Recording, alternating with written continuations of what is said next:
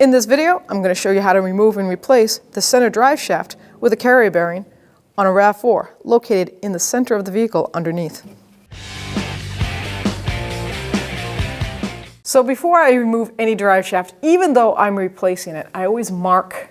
It's a good habit to get into mark where you took it off and took it on. Now a new one, it's really not going to matter, but like I said, it's a good practice to get into. And maybe once we get it on the floor and I mark it next to the new one, maybe there is some sort of identity that will help with that. But habit forming and good to get into. I'm going to do the front and the rear shaft once I get to the rear.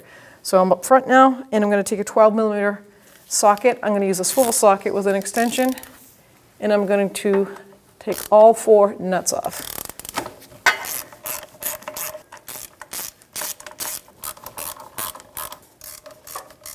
Now I'm just going to take my hand and I'm going to remove all the nuts, and there are flat washers, so make sure you don't drop those. Pull those off and set them aside.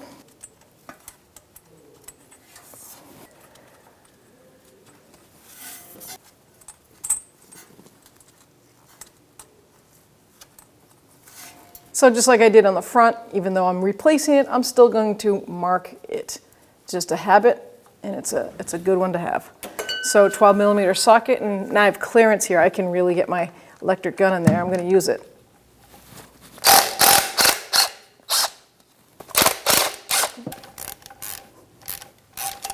So there's a tough nut to get to, so I'm going to use a pry bar. I put the car in neutral, so now I can spin the shaft like that, like so, and just take a pry bar, and I'm going to hopefully spin the shaft so I can get to that much easier. And you're going to, if you have an electric gun, you don't have to hold the shaft. But if you are doing it by hand, you're going to have to put a screwdriver or something in there to stop it from spinning. But because that spins it faster, I didn't have to. Now I could take the nut and the washer off. So here we are at the center of this drive shaft, and it's called a center carrier bearing. It's all one piece. We have 2 mounting bolts right here, and that's a 14mm socket. I'm just going to spin them right out. Partially because I don't want it to drop down.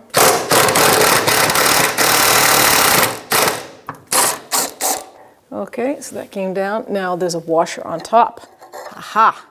It's like a little shim washer. Make sure you put it on the top of the new one too. We'll set that aside. Let's take the other one down. I'm going to hold the drive shaft so it doesn't fall down. So I'm going to, because the yoke didn't come free of that rear differential, I'm going to put the bolt back in, just hair tight, just enough so the shaft doesn't fall down. And I'm going to hammer it off that end, so then hopefully the end on the front drive shaft will fall out easier. So I'm going to just take a hammer and tap it.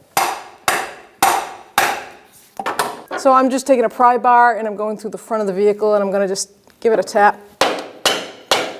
See if I can break it free from the front diff. Now that we have both yokes free of the front and the rear differential, I'm going to go to that set of carrier bearing again, support it, take that bolt out that I just put in hand tight, and I'm going to use, or pull, shall I say, the rear diff first, the rear drive shaft from there, because it's kind of has a little bit of a give to it.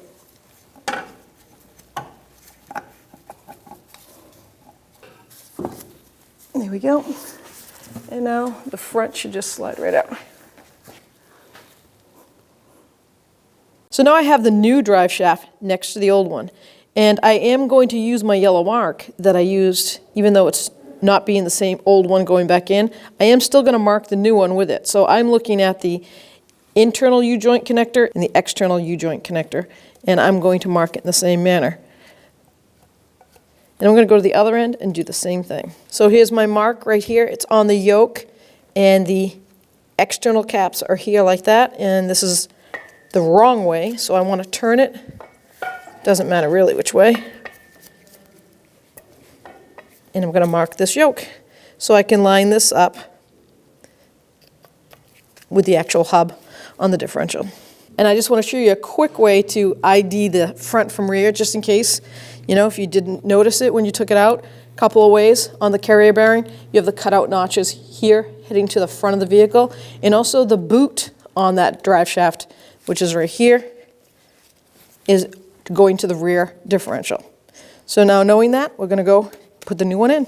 All right, so now I'm gonna raise the drive shaft up, and I'm gonna put the front yoke in first to the drive shaft, lining up that crayon mark.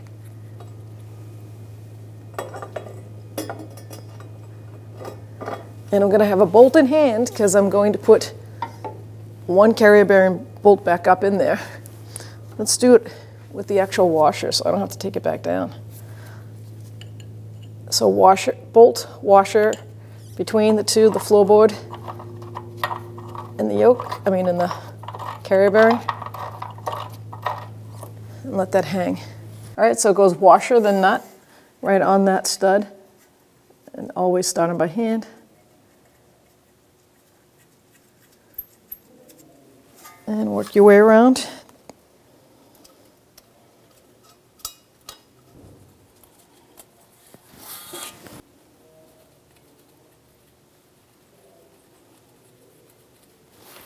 I'm just going to take that 12 mil and I'm just going to snug them up before I torque them to the factory specs.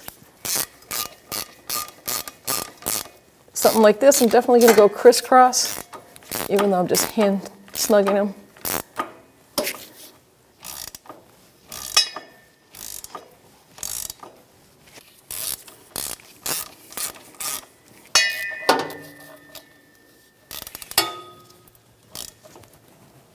You can come back to the rear part of this drive shaft and you can see the paint mark or chalk mark right there, and mine is on the bottom. So because the shaft isn't in, I can freely turn that by the wheel, pretty much line it up. Now to get this to compress, you can push on that and collapse the boot inside by the carrier bearing. Line the studs up, and then we're gonna push it back. Turn the wheel so that it just kind of falls in a little bit. There we go. Chalk mark lines up, and now I can put the washer and nuts on.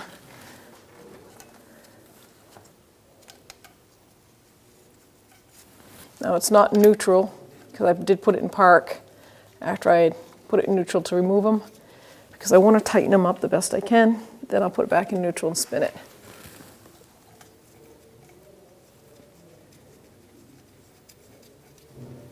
All right, let's get a 12 mil socket and extension, and we'll snug those up.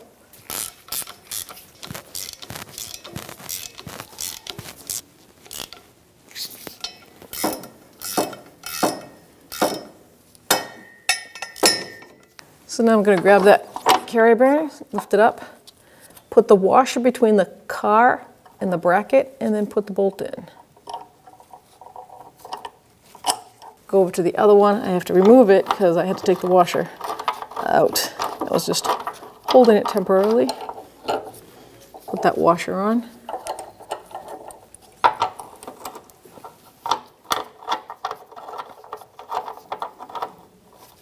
That's a 14 millimeter, and I am just going to lightly bottom it out, then I'll torque it. Back and forth. So the center carrier bearing mounting bolt is 27 foot-pounds. Let's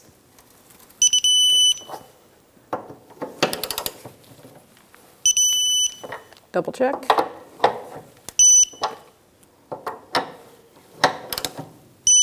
Now I'll do the back differential, the 4 nuts on that yoke, 26 foot-pounds, 12 millimeter socket. Always doing a crisscross pattern.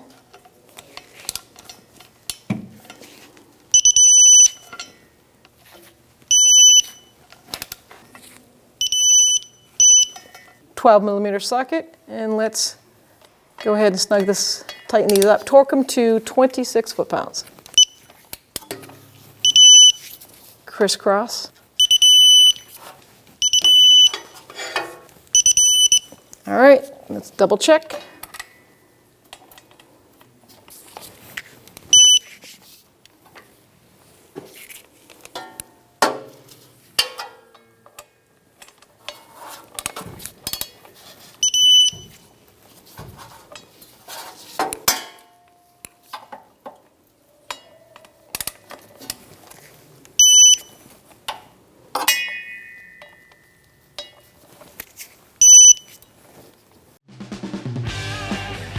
When only the best will do, demand TRQ. The only company that lets you view before you do. TRQ is committed to offering the highest quality aftermarket auto parts that are engineered for peace of mind. Thanks for using and viewing with TRQ.